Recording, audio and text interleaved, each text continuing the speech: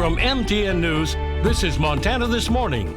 It's a fast-paced winter sport where skiing and horseback riding collide. As we kept going to more and more and meeting new people, it was just super fun. These two Livingston girls are some of the best in the world. I don't think there was another kid at the event. Plus, tipping is changing in modern times. Tips are a big deal for my staff, for sure. We'll tell you if folks are buying in or getting tipping fatigue. Good morning and welcome to Montana This Morning on this Monday, March 13th. Hope you're waking up all right, losing 1 hour sleep. Lots to get to this morning, including some icy roads, but we're going to start with a warning for our eastern Montana viewers. Those roads in your area may be icy. These are the current conditions from the Montana Department of Transportation. Snow and ice cover Highway 212 between Colstrip and Forsyth. There's dangerous driving conditions from Circle up to Culbertson as well. And check out this picture from over the weekend on Highway 2. This is a road up there drifted over with snow. Sections of the road were closed yesterday, and on Saturday, MHP even reported a snow plow sliding into the ditch. It's not quite this bad anymore, but no closures. But again, take your time.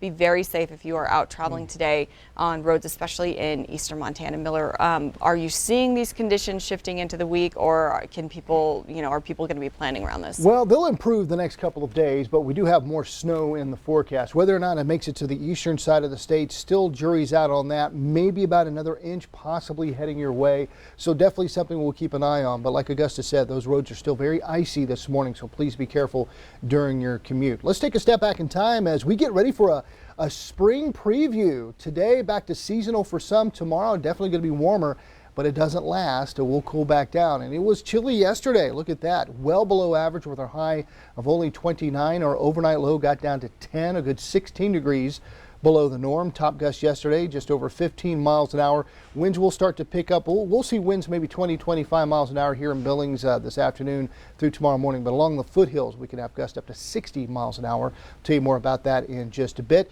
It was a dry day yesterday. Moisture totals, though, on par where we should be for the month and for the year. Pacing slightly ahead for snow totals for the month, but still behind for the season. But we do have some more snow in the forecast, so we can cover some ground on that. Temperatures out there right now, we're at 15 in Billings, feels like 5 at the airport. Winds out the southwest at about 7 miles an hour. We're in the teens and 20s as we get up and at 'em. Highs today mainly in the 40s, some areas in the 30s, and possibly some 50s today. Better chance tomorrow, but again, it doesn't last. I'll tell you why coming up.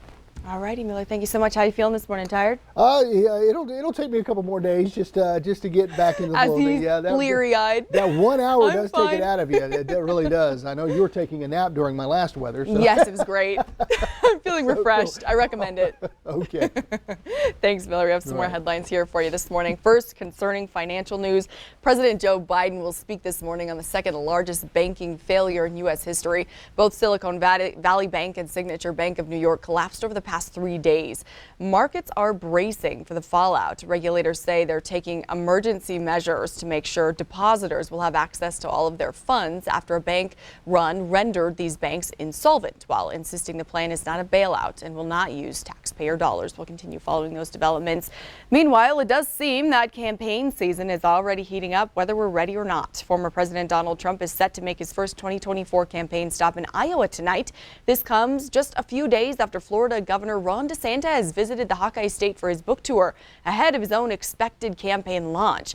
Meanwhile, President Biden will be on the West Coast this week where political fundraisers are anticipated. Experts do predict fewer candidates are going to run this cycle compared to 2020, when over 30 Democrats sought the nomination.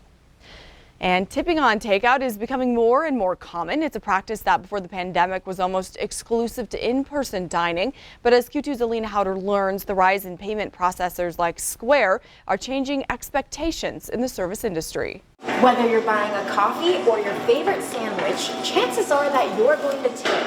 But instead of using old tipping jars like these, more and more businesses are using point-of-sale systems like these. And according to the payment processing company Square, these systems could be the reason why tips were up at full-service restaurants by 25% in 2022. Your total's $14.97. Owner of top sandwich company Tuckerville Camp is very familiar with tipping culture. I personally love tipping. I tip 20 to 30% no matter where I go.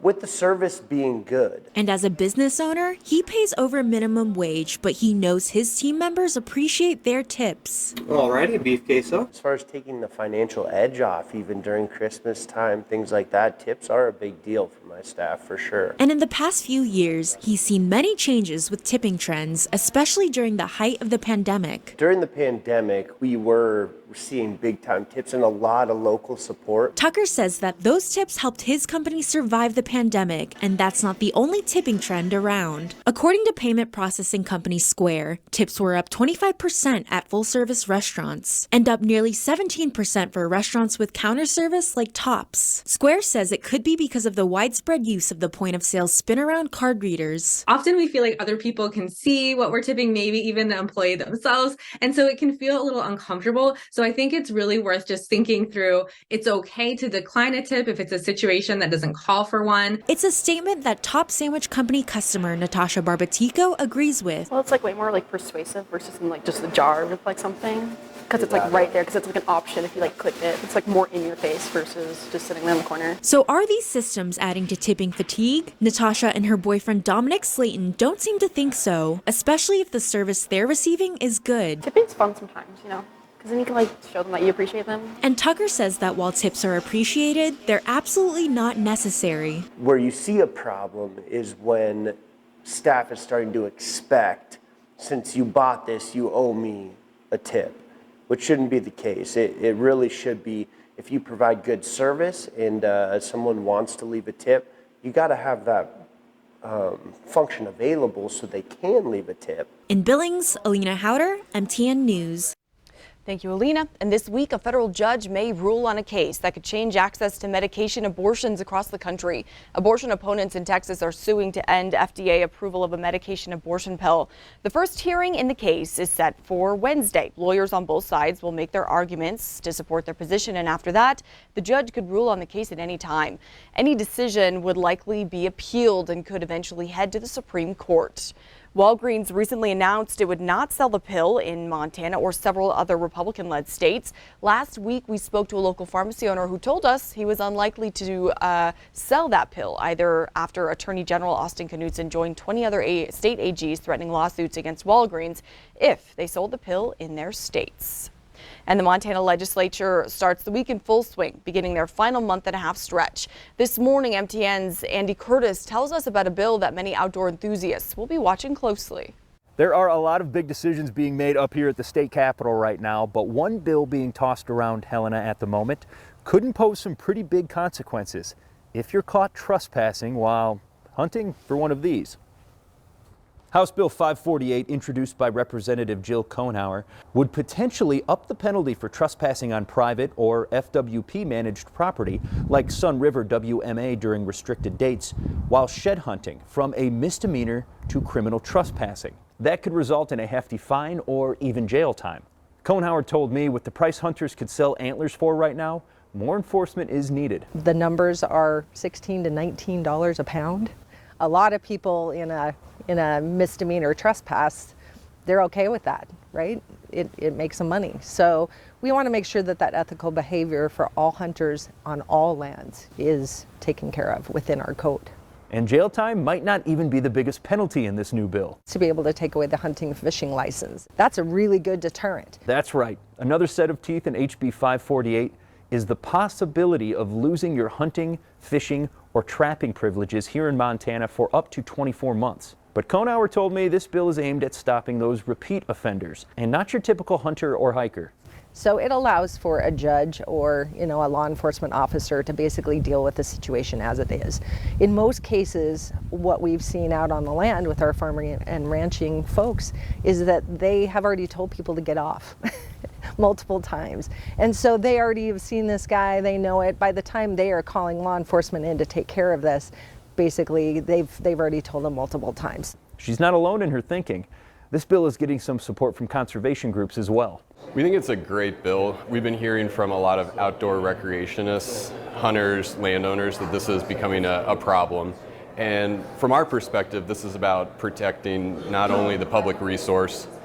At that time of year when folks are doing that, for the most part, we should be leaving wildlife alone to kind of stock their supplies after a long, hard winter. The other problem, obviously, is the private property rights. You know, we should never be trampling on someone's private property rights. And when we're trespassing to get sheds, as fun as it is to shed hunt, we are violating someone's personal property. And so we feel like this is good for both the resource as well as for landowners. Now, the bill has passed the Montana House and is awaiting action in the Montana Senate. To follow along with everything that's going on up here at the Capitol, check out our website. Reporting in Helena, Andy Curtis, MTN News. Thank you, Andy. And also topping headlines this morning, 6 people have been arrested for the deadly kidnappings of 4 Americans in Mexico. Mexican authorities say they will face crimes for aggravated kidnapping and intentional simple homicide. The cartel responsible for the abductions wrote a letter last week apologizing for the attack and claiming to have turned over 5 members who took part in the act. Tragedy struck off the coast of San Diego over the weekend. Authorities say at least 8 people were killed when 2 migrant smuggling boats capsized in shallow but turbulent water during heavy fog. It's believed to be one of the deadliest maritime human smuggling operations ever off American shores.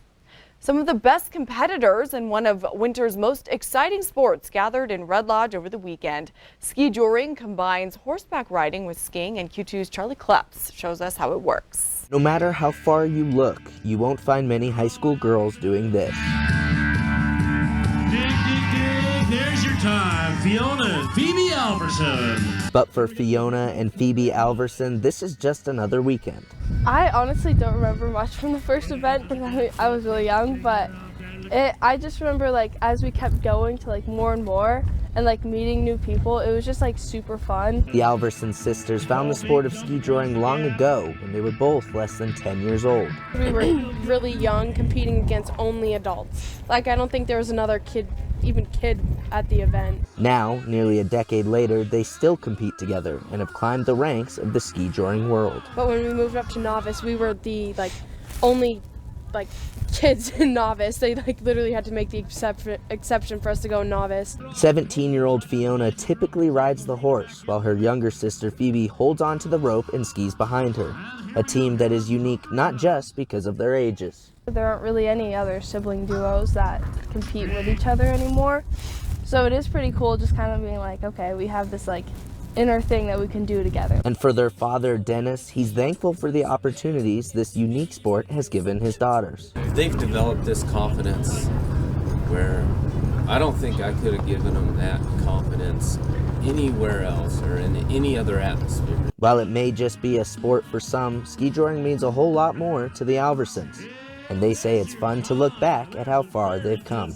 We've been doing this for so much longer than it feels like, and just kind of our growth through it has been pretty cool. In Red Lodge, Charlie Kleps, MTN News. Thank you, Charlie. And before we take a break, it's time to meet this month's awaiting child. MTN's Jill Valley introduces us to Joseph, an 11-year-old who loves Legos. In this month's awaiting child, we go to Missoula to meet Joseph. Joseph is an 11-year-old boy who has been through quite a few challenges, but he is sweet and fun and amazing. He has a kind soul and truly a nice little gentleman. What I like to do for fun is I like to play Legos, Bakugan, Beyblades. What I like to build is characters, trucks, cars, buildings. What I'm looking for in a family is someone that's open-hearted, sweet, kind, and spends quality time with me. I like playing video games because you get to build cities, you get to build stuff, you get to build ancient wonders, and it is very fun.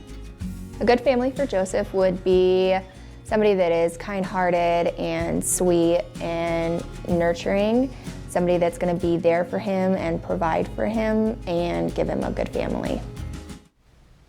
To learn more about Joseph and other children awaiting adoption in Montana, visit ktvq.com and search awaiting child.